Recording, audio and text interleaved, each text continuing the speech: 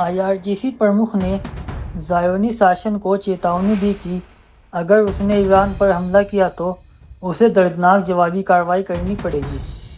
Isfahan IRNA Islamic Revolution Guards Corps IRGC के commander major general Hossein Salami ने ज़ायोनी शासन को चेतावनी दी है कि अगर उन्होंने ईरान के खिलाफ कोई भी आक्रमण किया तो उसे दर्दनाक जवाब दिया जाएगा।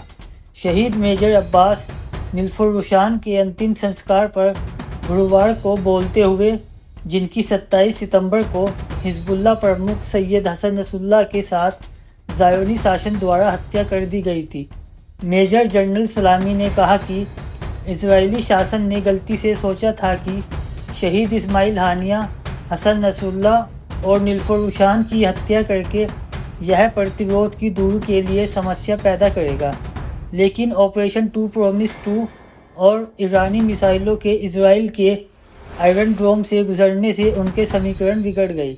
उन्होंने कहा कि ऑपरेशन टू प्रॉमिस 2 ईरानी राष्ट्र की ताकत का एक शक्तिशाली प्रदर्शन है और ज़ायोनी शासन के लिए एक गंभीर चेतावनी थी, लेकिन उन्होंने यह भी कहा कि यह ज़ायोनी शासन के लिए केवल एक चेतावनी थी, न कि IRGC की संपूर्ण रक्षा क्षमता के बारे में थी।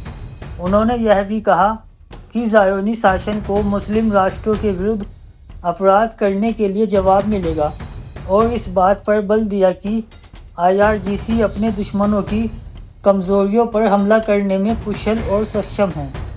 IRGC प्रमुख ने इस विचार को खारिज कर दिया कि प्रतिरोध मोर्चे नेताओं और जनरलों की शहादत से रुक जाएगा। उन्होंने इस बात पर जोर दिया कि आतंकवाद विरोधी commander lieutenant general Qasem Soleimani की शहादत के बाद आंदोलन का अधिकार बढ़ गया था।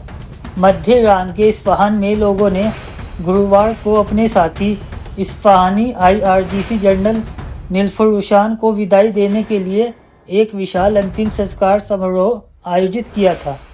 उनके अंतिम संस्कार में बड़ी संख्या में लोग और सरकारी अधिकारी शामिल हुए थे। वरिष्ठ IRGC जनरल के पार्थिव शरीर को उनके गृहनगर के शहीद कब्रिस्तान में अंतिम संस्कार के बाद आराम दिया जाएगा। IRGC कुद्स फोर्स के शीर्ष कमांडर नीलफुर-रुशान लेबनान में इस्लामी गणतंत्र ईरान के वरिष्ठ सलाहकार थे।